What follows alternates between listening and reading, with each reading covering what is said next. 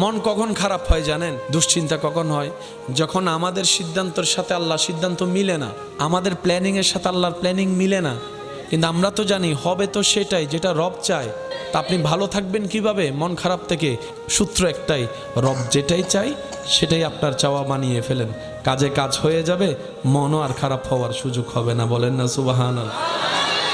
রব আপনার তকদিরে লিখে রেখেছেন সেই স্ত্রী যার বাড়ি হবে অমুক জায়গায়, আর আপনি এখানে একজনের ডিস্টার্ব করে করে পাগল করে ফেলতেছেন।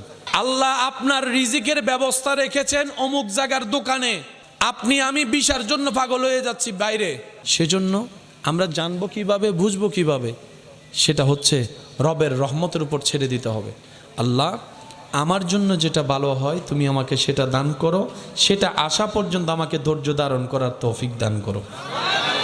আপনাকে যেতে হবে না, আপনার রবই আপনাকে সেই জায়গা পর্যন্ত পৌঁছাই দিবে যেখানে জন্য আপনার জন্য কল্যাণ বরাদ্দ করা হয়েছে। বলেন না সুবহানাল্লাহ। সত্যি করে বলেন, সবাই কি ব্যবসা করে সফল হতে পেরেছে? সবাই কি বিদেশ করে সফল হতে পেরেছে? সবাই কি চাকরি করে সফল হতে পেরেছে? না, আপনার কাজ কোথায় সেটাকে বের করতে হবে, আর সেটা জানে কে? আপনাকে খুঁজতে হবে।